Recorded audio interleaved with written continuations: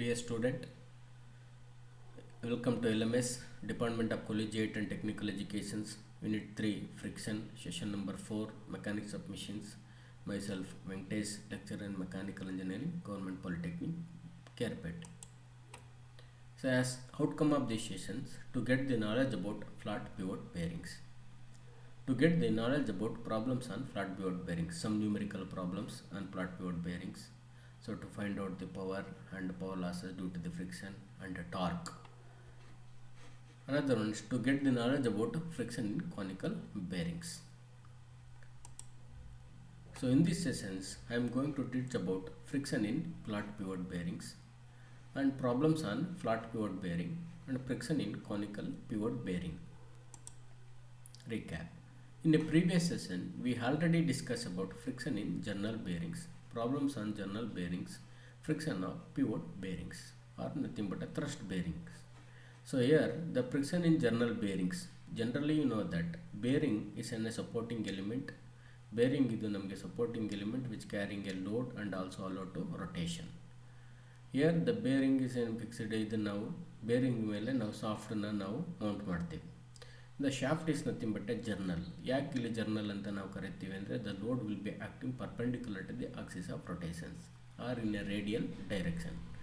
ಹಾಗಾಗಿ ಇದನ್ನು ನಾವು journal bearing ಅಂತ ಕರಿತೀವಿ. ಈ journal bearing ಅಲ್ಲಿ ಈ journal shaft will be less in diameter compared to the bearing. Less in diameter compared to the bearing. ಈ ಬೇರಿಂಗ್ ಒಳಗಡೆಗೆ ನಾವು ಇನ್ಸರ್ಟ್ ಮಾಡಿದ್ವಿ. ಇನ್ಸರ್ಟ್ ಮಾಡಿದ್ರೆ ಇಲ್ಲಿ ಕನ್ಸಿಡರಿಂಗ್ ಟೂ ಸ್ಟೆಪ್, ಒಂದು ರೆಸ್ಟ್ ಕಂಡೀಷನ್ನು, ಅನದರ್ ಒಂದು ಮೋಷನ್ ಕಂಡೀಷನ್. ಈ ರೆಸ್ಟ್ ಕಂಡೀಷನಲ್ಲಿ ನಿಮಗೆ ಶಾಫ್ಟು ಮತ್ತು ಬೇರಿಂಗ್ ಸರ್ಫೇಸು ಎರಡು ನಿಮಗೆ ಕಾಂಟ್ಯಾಕ್ಟ್ ಆಗಿರುತ್ತೆ. ಆ ಕಾಂಟ್ಯಾಕ್ಟ್ ಪಾಯಿಂಟನ್ನು ನಾವು ಪಾಯಿಂಟ್ ಆಫ್ ಪ್ರೆಷರ್ ಅಂತ ಕರಿತೀವಿ. ನಾರ್ಮಲ್ ಲೋಡ್, ನಾರ್ಮಲ್ ರಿಯಾಕ್ಷನ್ನು ಮತ್ತು ವೇಟ್ ಆಫ್ ದಿ ಆಬ್ಜೆಕ್ಟ್ ಏನು ಲೋಡ್ ಆಗ್ತಾ ಮಾಡ್ತೀವಿ, it will B equal and opposite that point. Equal and opposite that point of will be pressure ಅಂತ ನಾವು ಕನ್ಸಿಡರ್ ಮಾಡ್ತೀವಿ, ಆರ್ ಸೀಟ್ ಅಂತ ನಾವು ಕರಿತೀವಿ. ಇಲ್ಲಿ ಫ್ರಿಕ್ಷನ್ ವಿಲ್ ಬಿ ಝೀರೋ, ಯಾಕಂದರೆ ಬಿಕಾಸ್ ಇನ್ ರೆಸ್ಟ್ ಕಂಡೀಷನ್ಸ್. ಲೂಬ್ರಿಕೇಷನ್ಸ್ ನಿಮಗೆ ಇನ್ನು ಗ್ರಾಸರಿ ಫ್ರಿಕ್ಷನ್ಸ್ ಇರುತ್ತೆ.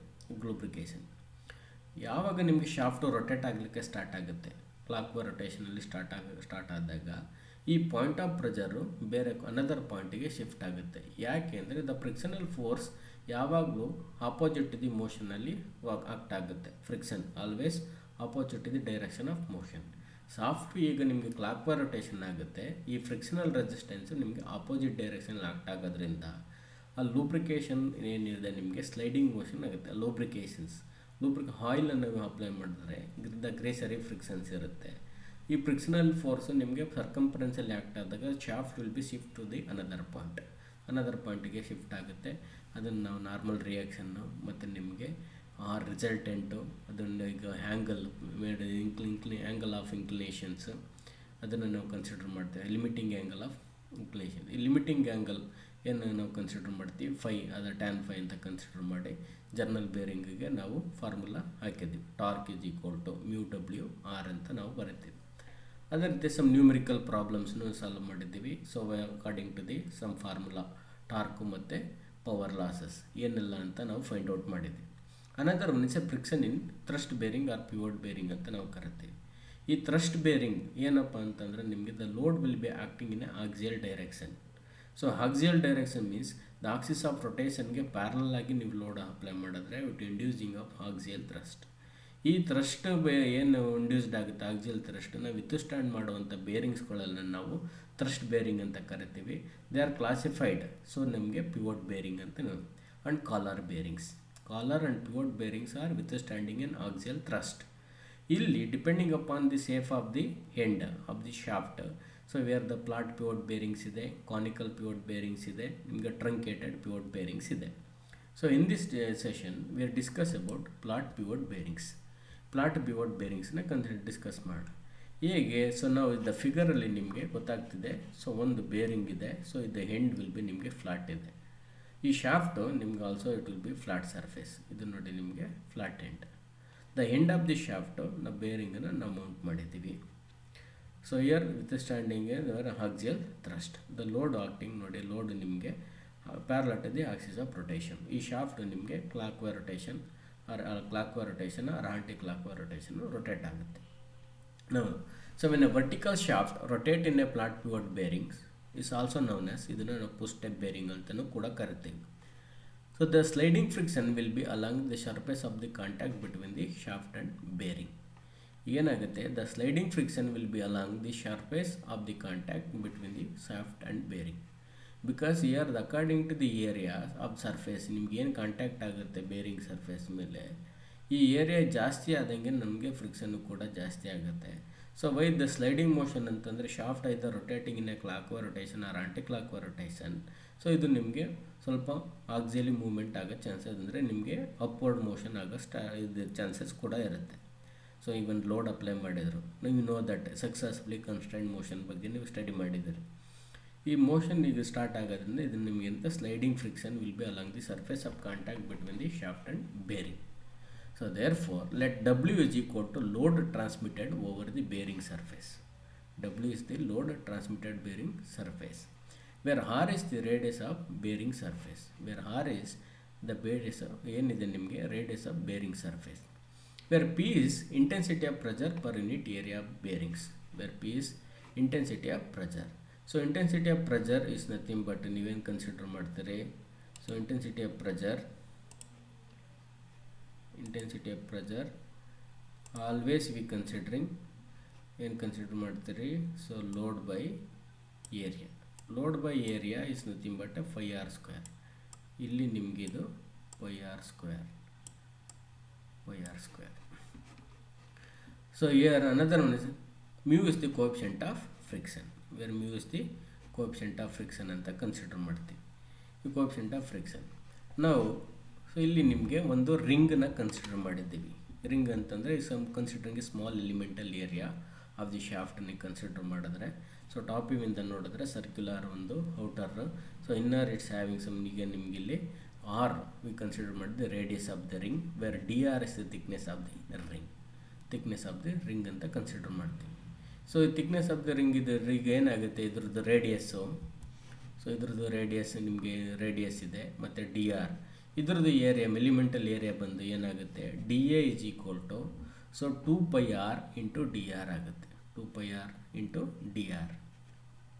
ಸೊ ನಾವು don't mind. So here the D A,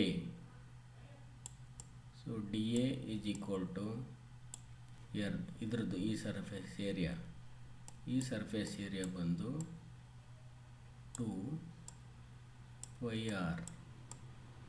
2πr into D R. 2πr into D R. Where pressure ಏನಾಗುತ್ತೆ ನಿಮಗೆ, so pressure is equal to so load into area D A. So load into area ಅಂತ ನೀವು consider ಮಾಡಿದ್ರೆ, so ಈ load D W, so ನೀವು D W so ನೀವು consider ಮಾಡ್ತೀರಿ. D W is equal to so P into, so D W is equal to so 2πr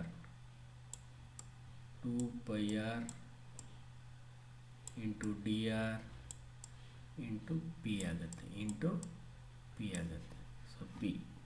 so P ಆಗುತ್ತೆ. ಇಲ್ಲಿ ನಿಮಗೆ frictional resistant sliding friction will be along the surface of contact. So frictional resistant ನಿಮ್ಗೆ ಏನಾಗುತ್ತೆ, F R. ಈ frictional resistant sliding contact R is equal to frictional resistant ನಿಮಗೇನಾಗುತ್ತೆ, so D W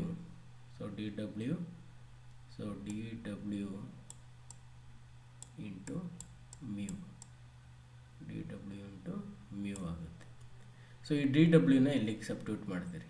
ಈ D ಡಬ್ಲ್ಯೂನ ಇಲ್ಲಿಗೆ substitute ಮಾಡಿದ್ರೆ 2πr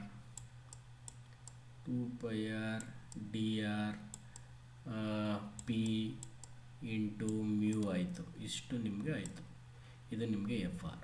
wear torque ನಮ್ಗೆ ಗೊತ್ತಿರೋ ಪ್ರಕಾರ torque is the frictional resistant into perpendicular resistance. So load perpendicular distance f r into r. ಇದನ್ನ ಇಲ್ಲಿಗೆ substitute ಮಾಡಿ. ಇಲ್ಲಿಗೆ ಸಬ್ಸ್ಟಿಟ್ಯೂಟ್ ಮಾಡಿದ್ರೆ ಏನಾಯಿತು, 2πr² d r p into mu ಆಯಿತು. ಪಿ ಇಂಟು ಮ್ಯೂ ಆಗುತ್ತೆ. ಸೊ ಇದನ್ನು ನೀವು ಇಂಟಿಗ್ರೇಷನ್ ಮಾಡಿದ್ರೆ, ಸೊ ಇಂಟಿಗ್ರೇಷನ್ ಮಾಡಿದ್ರೆ with respect to 0 and r, with respect to 0 and ಇದು ಮಾಡಿದ್ರೆ ಟಾರ್ಕ್ ಇಸ್ ಈಕ್ವಲ್ ಟು ನಿಮಗೆ ಸೊ ಎಷ್ಟು ಬರುತ್ತೆ. Will consider uniform pressure throughout the bearing surface. When the pressure is uniformly distributed over the bearing area, then P is equal to intensity of pressure is equal to W by pi r square. I told here. So W by pi r square. Area is nothing but pi r square. ಈಗ total frictional torque ಅದನ್ನು integration ಮಾಡಿದ್ರೆ ಇದನ್ನೆಲ್ಲ ಸಬ್ಟ್ ಮಾಡಿದ್ರೆ 2 pi ಮತ್ತು P mu ಇವೆಲ್ಲ constant. 2 ಮತ್ತು pi so P mu ಇವೆಲ್ಲ constant ಆದರೆ ಉಳ್ಕೊಳ್ಳೋದು ಏನಾಗುತ್ತೆ, ಇಲ್ಲೊಂದು ಆರ್ ಇದೆ, ಇಲ್ಲೊಂದು ಆರು, ಆರ್ ಸ್ಕ್ವೇರ್ ಆಯಿತು, ಡಿ ಆರ್ ಆಯಿತು, ಆರ್ ಸ್ಕ್ವೇರ್ ಡಿ ಆರ್. ಈ ಆರ್ ಸ್ಕ್ವೇರ್ ಡಿ ಆರ್ನ ನೀವೇನು ಇಂಟಿಗ್ರೇಷನ್ ಮಾಡಿದ್ರೆ ಆರ್ ಕ್ಯೂಬ್ ಬೈ 3 ಆಗುತ್ತೆ. ಆರ್ ಕ್ಯೂಬ್ ಬೈ 3 ಆಗುತ್ತೆ. Don't mind, once again I will write. So here integration ನೀವು ಏನು ಮಾಡ್ತೀರಿ, ಸೊ ಇಂಟಿಗ್ರೇಷನ್ ಮಾಡಿದ್ರೆ ಎಲ್ಲ ಕಾಮನ್ ತಗೊಳ್ಳಿ. 2 ಏನೆಲ್ಲ ಕಾಮನ್ ಇದೆ ಅಂದರೆ ಕಾನ್ಸ್ಟೆಂಟ್ ಇದೆ 2, so pi, so p, so mu ಇವೆಲ್ಲ ನಿಮಗೆ ಕಾನ್ಸ್ಟೆಂಟು. ಈಗ ಇಂಟಿಗ್ರೇಷನ್ 0 ಆ್ಯಂಡ್ ಆರ್ ತಗೊಂಡ್ರೆ ನಿಮಗೆ ಆರ್ ಸ್ಕ್ವೇರ್ ಡಿ ಆರ್ ಇದೆ. ಇದು ಇಂಟಿಗ್ರೇಷನ್ ಮಾಡಿದ್ರೆ ಆರ್ ಕ್ಯೂಬ್ ಅಪಾನ್ 3 ಆಯಿತು. Limit is 0 and r. ಇದು ಜಿ ಮೂರಂದು ಸಬ್ಟ್ಯೂಟ್ ಮಾಡಿಲ್ಲ, ಇದಾಗುತ್ತೆ. ಸಬ್ಟ್ಯೂಟ್ ಮಾಡಿದ್ರೆ ಸೊ ಆರ್ ಕ್ಯೂಬ್ ಅಪಾನ್ 3 ಆಯಿತು. R cube upon 3. ಈ ಆರ್ ಕ್ಯೂಬ್ನ ಹೆಂಗೆ ಬರೀತೀರಿ, ಆರ್ ಕ್ಯೂಬ್ನ ನಾವು ಆರ್ ಸ್ಕ್ವೇರ್ ಇಂಟು ಆರ್ ಅಂತ ಬರೀತೀವಿ. ಈಗ ನೋಡಿ ಆರ್ ಸ್ಕ್ವೇರು, ಈ ಆರ್ ಸ್ಕ್ವೇರು ಪೈ ಮತ್ತು ಪಿ ಇವೆರಡನ್ನ ಏನು ಬರೀತೀರಿ ನೀವು, ಸೊ ಡಬ್ಲ್ಯೂ ಅಂತ ಬರೀತೀವಿ. Where P is equal to so W pi R ಅಂತ, ಪೈ ಆರ್ ಸ್ಕ್ವೇರ್ ಆದರೆ ಈಗ pi R square P is equal to nothing but W ಅಂತ ಬರೀಬೋದು. ಡಬ್ಲ್ಯೂ ಅಂತ ಬರೆಯೋದ್ರಿಂದ ಹಾಗಾಗಿ ಇದೇನಾಗುತ್ತೆ 2 ಅಪಾನ್ 3 ಏನಿದೆ ನಿಮಗೆ, ಸೊ ಡಬ್ಲ್ಯೂ ಮ್ಯೂ ಈ ಆರ್ ಹಂಗೆ ಹೊಡೀತು ನೋಡಿ. So here so 2/3 mu W R ಉಳಿಯುತ್ತೆ. So therefore when the shaft rotates at angular ವೆಲಾಸಿಟಿಲಿ ರೊಟೇಟ್ ಆಯಿತು ಅಂದರೆ, ಯೂನಿಫಾರ್ಮ್ ವೆಲಾಸಿಟಿ ಏನಿದೆ ಆ್ಯಂಗ್ಯುಲರ್ ವೆಲಾಸಿಟಿ ರೊಟೇಟ್ ಆಯಿತು ಅಂದರೆ, then power lost in friction P is equal to torque into omega, where omega is equal to 2 pi by 60. Substitute ಮಾಡ್ತೀವಿ, where n is the speed of the shaft in RPM. So now let us move to some numerical problem. So numerical problem on flat pivot bearings. Now a vertical shaft 150 mm in diameter rotating at 100 rpm. The rest on flattened footstep bearing. Full stop. The shaft carries a vertical load of 20 kilonewton. Vertical load is to 20 kilonewton. Assuming uniform pressure distribution. Uniform pressure distribution is the uniform wear is the, but according to your syllabus you are considering only uniform pressure distribution, and coefficient of friction equal to 0.05. Estimate power lost in friction. ಎಷ್ಟು power loss ಆಗುತ್ತೆ due to the friction ಅನ್ನೋದನ್ನು find out ಮಾಡಬೇಕು. So power ಲಾಸಿಗೆ ಏನು formula, so p is equal to ನಾವು already discuss ಮಾಡಿದ್ವಿ, p is equal to torque into omega. So torque into omega ನೋಡಿ, ಈಗ ಇಲ್ಲಿ ಇದು ಪಿ ಇಸ್ ಆಲ್ಸೋ ಅನ್ನೋನ್, ಇದನ್ನೇ ನಾವು ಫೈಂಡ್ ಔಟ್ ಮಾಡಬೇಕು. ಟಾರ್ಕ್ ಕೂಡ ನಾವು ಫೈಂಡ್ ಔಟ್ ಮಾಡಬೇಕು, ಒಮೆಗಾ ಕೂಡ 3 ಅನ್ನೋನ್ ಇದೆ. ಸೊ ಅನ್ನೋನ್ ಇದ್ದರೆ ಈಗ ಟಾರ್ಕ್ಗೆ ಏನು formula, torque is equal to 2/3 mu W R ಇದೆ. Okay, what are the given data ಏನಿದೆ ಫಸ್ಟ್ ಅದನ್ನು ನೋಟ್ ಡೌನ್ ಮಾಡಿ. So D is equal to diameter of the shaft ಎಷ್ಟಿದೆ ನಿಮಗೆ 150 mm. ಅದನ್ನು ನಾವು ರೇಡಿಯಸ್ಗೆ ಕನ್ವರ್ಟ್ ಮಾಡಬೇಕು. R is equal to D/2 ಆಗುತ್ತೆ, ಆಗ 75 mm ಆಯಿತು. ಅದನ್ನು ನಾವು ಮೀಟ್ರ್ ಕನ್ವರ್ಟ್ ಮಾಡಬೇಕು, MML ಮೀಟ್ರ್ ಕನ್ವರ್ಟ್ ಮಾಡಬೇಕು ಅಂದರೆ ಡಿವೈಡೆಡ್ ಬೈ 1000 ಮಾಡಿ, 1000 ಮಾಡಿದ್ರೆ 0.075 ಮೀಟ್ರಲ್ಲಾಯಿತು. ಶಾಫ್ಟು 100 RPM ರೊಟೇಟ್ ಆಗ್ತಿದೆ, ರೆವಲ್ಯೂಷನ್ ಪರ್ ಮಿನಿಟ್, ಹಾಗಾಗಿ n is equal to 100 RPM. ಇದು ಶಾಫ್ಟು 20 ಕಿಲೋ ನ್ಯೂಟನನ್ನು ಕ್ಯಾರಿ ಮಾಡ್ತೇವೆ, which is carrying 20 kilo newton. ಈ ಈ 20 ಕಿಲೋ ಅಂದರೆ 1000, ಹಾಗಾಗಿ ಇದು ನಿಮಗೆ 20,000 ನ್ಯೂಟನ್ ಆಯಿತು. ಕೋಎಫಿಷಿಯಂಟ್ ಆಫ್ ಫ್ರಿಕ್ಷನ್ ಇಸ್ ಡೈಮೆನ್ಷನ್ಲೆಸ್, ಹಾಗಾಗಿ ಇದು ಎಷ್ಟಿದೆ ನಿಮಗೆ 0.05 ಇದೆ. ನಾವು we know that uniform pressure distribution, the total frictional torque T is equal to 2/3, so mu WR, ಇದು ನಮಗೆ ಫಾರ್ಮುಲಾ ಬಂದಿದೆ. ಸೊ ಈ ಫಾರ್ಮುಲಾ ಮೇಲೆ ಈಗ 2/3 ಸಬ್ಸ್ಟಿಟ್ಯೂಟ್ ಮಾಡಿದ್ರೆ 0.666 ಆಗುತ್ತೆ. So and also coefficient of friction is given 0.05 and W load is given 20,000 Newton. So 20,000 Newton substitute ಮಾಡಿ, where R is the radius of shaft 0.075. ಇವೆಲ್ಲನೂ ನೀವು ಮಲ್ಟಿಪ್ಲಿಕೇಶನ್ ಮಾಡಿದ್ರೆ ನಮ್ಮದು ಫೈನಲ್ ಆನ್ಸರ್ ಬಂದು torque is equal to 50 newton metre ಆಗುತ್ತೆ. ಇದು ನಿಮಗೆ ಡೈಮೆನ್ಷನ್ಲೆಸ್ ನೋಡಿ, ಇದು ಡೈಮೆನ್ಷನ್ಲೆಸ್ಸು, ಇದು ನಿಮಗೆ ನ್ಯೂಟನಲ್ಲಿ ಸಬ್ಸ್ಟಿಟ್ಯೂಟ್ ಮಾಡ್ತಿದ್ದೀವಿ, ಇದು ರೇಡಿಯಸ್ಸಲ್ಲಿ ರೇಡಿಯಸ್ನ ಮೀಟ್ರಲ್ಲಿ ಸಬ್ಸ್ಟಿಟ್ಯೂಟ್ ಮಾಡ್ತಿದ್ದೀವಿ. ಹಾಗಾಗಿ ದ ಯೂನಿಟ್ ಬಂದು ನ್ಯೂಟನ್ ಮೀಟರ್ ಆಗುತ್ತೆ. ಸೊ 50 ನ್ಯೂಟನ್ ಮೀಟರ್ ಆಯಿತು. ನಾವು power lost in friction, power lost ಏನು ಫ್ರಿಕ್ಷನಲ್ಲಿಂದ ಲಾಸ್ಟ್ ಆಗುತ್ತೆ ನಮ್ಗೆ ಗೊತ್ತಿರೋ ಪ್ರಕಾರ formula is equal to P is equal to torque into omega. ಈ omega angular velocity substituted 2πn/60. Torque ಇಲ್ಲಿಂದ ಗೊತ್ತಿದೆ, ಈಗ ನಿಮಗೆ 2πn/60ನ ಫೈಂಡ್ ಔಟ್ ಮಾಡಿ ಒಮೆಗಾನ. 2πn/60ಗೆ ಎನ್ ನಿಮಗೆ 100 RPM ಸಬ್ಸ್ಟಿಟ್ಯೂಟ್ ಮಾಡಿದ್ರೆ angular velocity 10.47 radian per second. ಇದು ನಿಮಗೆ ಆ್ಯಂಗುಲರ್. ಅದೇ ನಿಮಗೆ ಮೀಟ್ರ್ ಪರ್ ಸೆಕೆಂಡ್ ಆದರೆ ಅದು ಲೀನಿಯರ್ ವೆಲಾಸಿಟಿ ನಿಮಗೆ ಅದು. ಬಟ್ ಇದು angular velocity, so radian per second 10.47 radian per second. ನಾವು P ಇಸ್ ಈಕ್ವಲ್ ಟು ಇಲ್ಲಿಗೆ ಸಬ್ಸ್ಟಿಟ್ಯೂಟ್ ಮಾಡಿ, ಟಾರ್ಕ್ ಇಲ್ಲಿಂದಿದೆ, ಸೊ ಆ್ಯಂಗುಲರ್ ವೆಲಾಸಿಟಿ ಇಲ್ಲಿದೆ 10.47, ಎಲ್ಲನ್ನೇ ಸಬ್ಸ್ಟಿಟ್ಯೂಟ್ ಮಾಡಿದ್ರೆ power lost is equal to 523 ವ್ಯಾಟಲ್ಲಿದೆ. So this power always expressed in kilowatt generally. So ಈ power ಇದನ್ನು ನೀವು 1000 ಮಾಡಿದ್ರೆ 0.523 ಕಿಲೋವ್ಯಾಟ್ ಆಗುತ್ತೆ, 53 ಕಿಲೋವ್ಯಾಟ್ ಆಗುತ್ತೆ. ಸೊ ಇಷ್ಟು ನಿಮಗೆ power loss due to the sum friction. So finally we conclude from the numerical problem. So torque 50 newton ಮೀಟ್ರಲ್ಲಿದೆ. So ನಿಮಗೆ 20,000 ಕಿಲೋವ್ಯಾಟ್ ನಿಮಗೆ ಕ್ಯಾರಿ ಮಾಡ್ತಾಯಿತ್ತೆ ಲೋಡು, ಆದರೆ ಪವರ್ ಲಾಸ್ಟ್ ಎಷ್ಟಾಗ್ತಿದೆ ನಿಮಗೆ 523.4 ವ್ಯಾಟ್ ನಿಮಗೆ ಪವರ್ ಲಾಸಸ್ ಆಗ್ತಿದೆ. ಅಂದರೆ ಈಗ ನಿಮಗೆ ಟರ್ಬೈನ್ಸ್ಗಳಲ್ಲಿ ನಿಮ್ಗೆ ಹೈಡ್ರಾಲಿಕ್ ಟರ್ಬೈನ್ಸ್ ವರ್ಟಿಕಲ್ ಶಾಫ್ಟನ್ನು ನೀವು ಇನ್ಸ್ಟಾಲ್ ಮಾಡಿದರೆ, ವರ್ಟಿಕಲ್ ಶಾಫ್ಟ್ ಮೇಲೆ ಟರ್ಬೈನ್ ನೀವು ಕೂರಿಸಿದ್ರೆ ಬೇರಿಂಗ್ನ ಟೈಪ್ ಇದು ಮಾಡಿದ್ದೀವಿ ಅಂದರೆ, ಸೊ ಇದರಿಂದ ಅಲ್ಲಿ ವರ್ಟಿಕಲ್ ಶಾಫ್ಟ್ ಏನು ರೊಟೇಟ್ ಆಗುತ್ತೆ, ಎಷ್ಟು ಲೋಡು ನಿಮಗೆ ಎಷ್ಟೋ ರೆವಲ್ಯೂಷನ್, ಸಪೋಸ್ ಈಗ ನೀವು 100 ರೆವಲ್ಯೂಷನಲ್ಲಿ ರೊಟೇಟ್ ಆಗ್ತಿದೆ ಅಂಡ್ RPM ಪರ್ ಮಿನಿಟು, ಅದ್ರ ನಿಮಗೆ ಎಷ್ಟಿದೆ ಲೋಡು 20,000 ಕಿಲೋ ನ್ಯೂಟನ್ ಅಂತ ನೀವು ಕನ್ಸಿಡರ್ ಮಾಡೋದಾದರೆ, ಅಲ್ಲ ನ್ಯೂಟನ್ ಅಂತ ಕನ್ಸಿಡರ್ ಮಾಡಿದ್ರೆ ಇಷ್ಟು ಪವರ್ ಲಾಸಸ್ ಆಗ್ತಿದೆ. Okay, due to friction. Okay,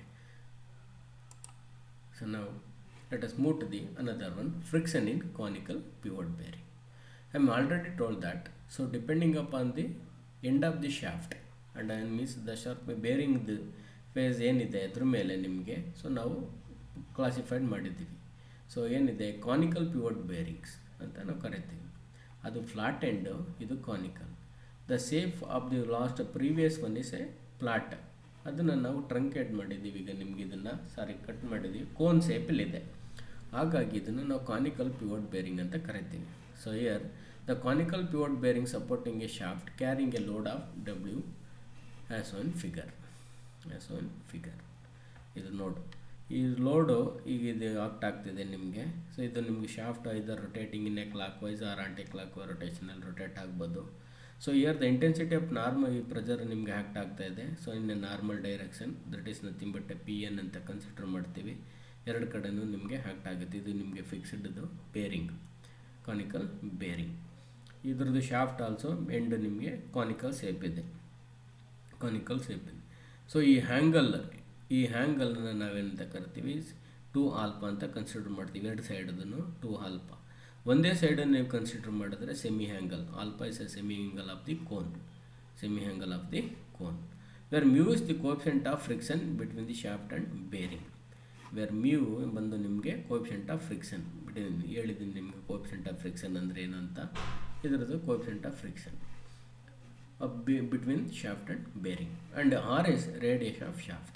ಈ r ಬಂದು radius of shaft. The total frictional torque, so 2/3 mu w r cosecant alpha.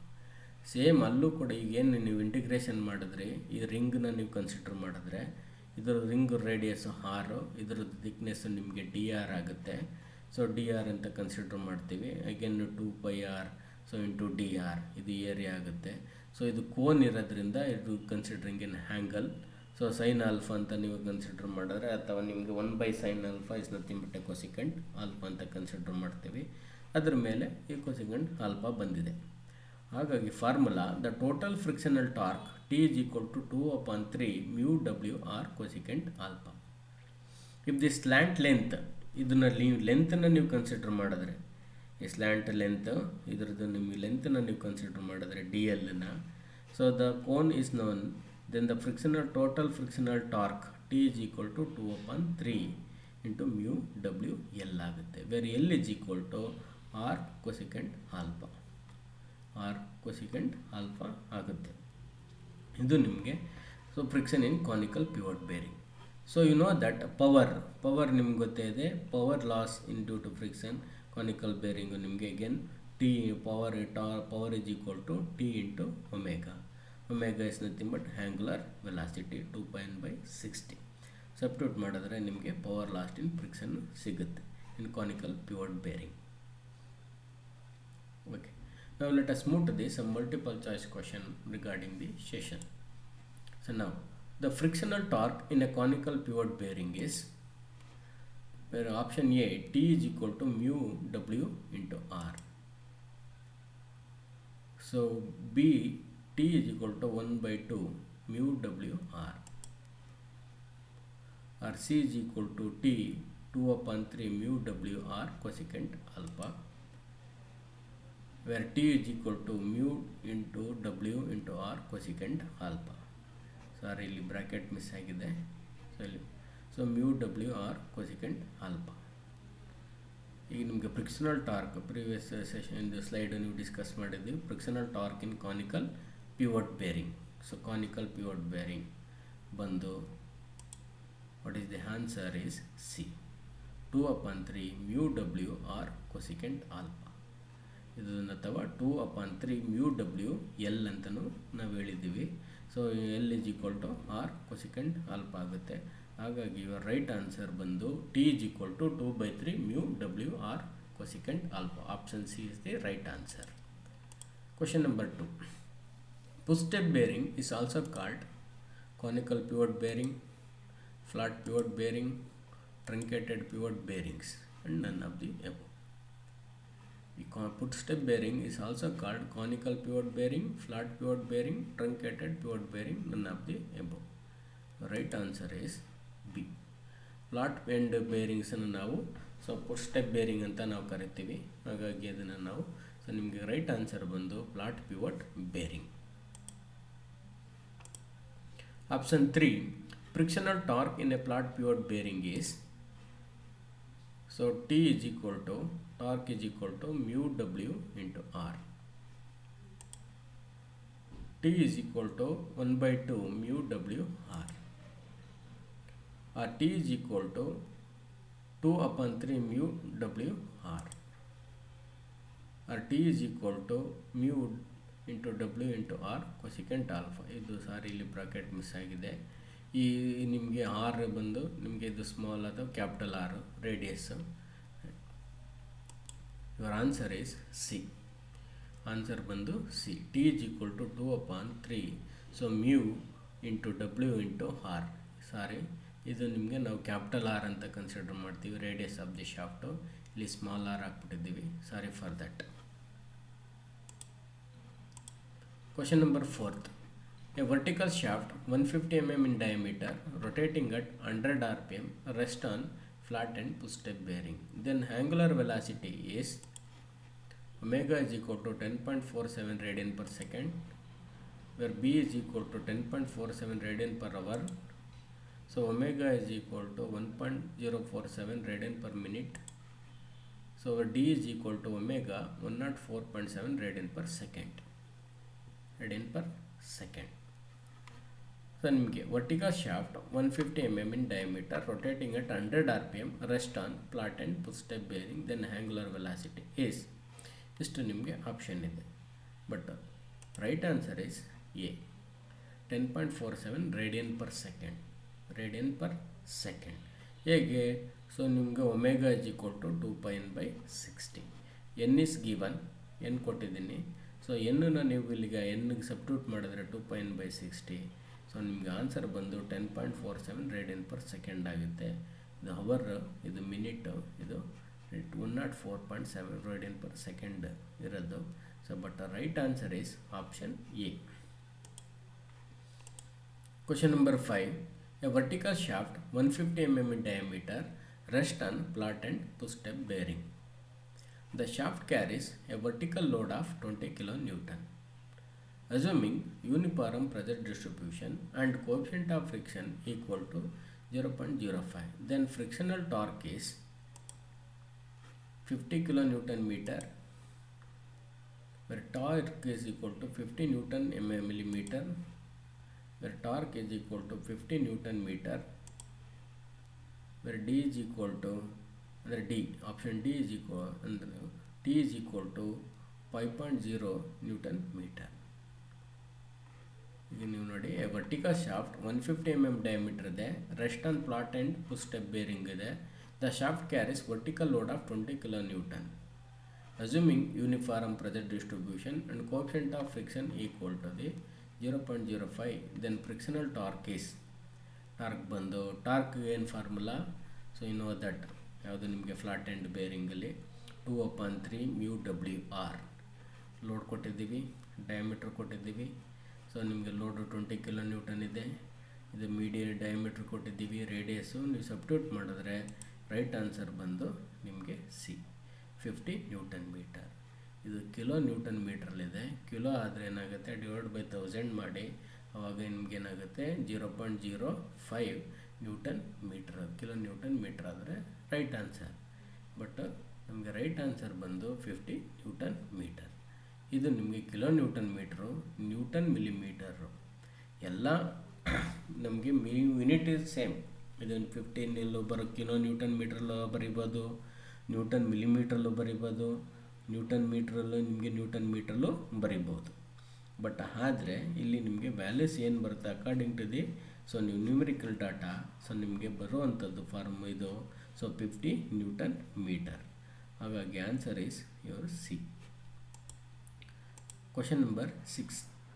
A conical pivot bearing is sustained axial thrust. Option A, true or false? A conical pivot bearing is sustained axial thrust. Yes, of course, it is true. ನಿಮಗೆ true. ಯಾಕೆಂದರೆ ಎಲ್ಲ thrust bearing ಎಲ್ಲ ನಾವು further classify ಮಾಡಿದ್ದೀವಿ. So pivot bearing and collar bearings. ಈ ಪಿವೋಟನ್ನು ನಾವು depending upon, so end ಮೇಲೆ ನಾವು ಕಾನಿಕಲ್ಲು, ಫ್ಲಾಟು, ಟ್ರಂಕೇಟೆಡ್ ಅಂತ ಹಾಕೊಂಡಿದ್ದೀವಿ. ಹಾಗಾಗಿ ರೈಟ್ ಆನ್ಸರು ನಿಮಗೆ ಈ ಥ್ರಸ್ಟ್ ಬೇರಿಂಗ್ ಎಲ್ಲ ನಿಮಗೆ ಆಕ್ಸಿಯಲ್ ಥ್ರಸ್ಟನ್ನು ಸಸ್ಟೈನ್ ಮಾಡುತ್ತೆ. ಹಾಗಾಗಿ ಈ statement is true. Question number 7. The power lost in conical pivot bearing is P is equal to torque into omega. P is equal to 2π/60, where C is both A and B and D is none of the above. So here the right answer is C, both A and B. So omega ಏನು 2πn/60, 2πn/60. ಈಗ ನಮಗೆ ಈ power ಏನಾಗುತ್ತೆ, ಒಮೆಗಾಗೆ substitute ಮಾಡಿದ್ರೆ 2πn/60ನ, so power is equal to 2π/60. ಇದು general power equation ನಿಮ್ಗೆ ಗೊತ್ತಿರೋವಂಥದ್ದು. ಹಾಗಾಗಿ ಸೊ ಇದು ಎರಡು ನಿಮಗೆ both A and B is the right answer. The power lost in friction in flat pivot bearings. The power lost ಏನಿದೆ ನಿಮಗೆ, ಸೊ ಏನು ನಿಮ್ಗೆ p is equal to torque omega. So P is equal to torque 2πn/60, both A and B, none of the above equation. So ನಿಮಗೆ right answer is C. ಇದು ನಿಮಗೆ slide, so ನಂದು extra ಆಗಿದೆ, sorry. So this are our team members: MS Devaraj sir, chairman, GPT Harapanahalli, T.S. Chandrasekhar sir, moderator GPT Tumkur. Vinod Kumar sir, subject expert GPT Nagamangala. Nagra sir, subject expert Srimati LV Polytechnic Hassan. Arvind Rangadal, subject expert GPT Kalburgi. Venkatesh, myself, content developer GPT Kerpete. Ramya madam, content developer GPT Ramanagara. So Devaraj D, content developer KPT Mangaluru. Nemichand MG, sir, content developer GPT Turvekere. Ravi Prakash TN sir, content developer GPT Sira. So Lakshmi Narayan CS, content developer DSCG Chikamangaluru. So now these are some reference links. So you go for RS Kurmi, textbook of theory of machine, and another one is RS Kurmi, Kurmi, and another one is SS Ratan, textbook theory of machines. And also you go for some web medias, the Meki diploma and Wikipedia and career, so and engineering, mechanical engineering, some other website is available. So you go for that to get more information on regarding the subject. Okay, summary. End of the sessions. So we concluded in these sessions we learned friction in flat pivot bearings, problem on flat pivot bearings, friction in conical pivot bearings. Thank you.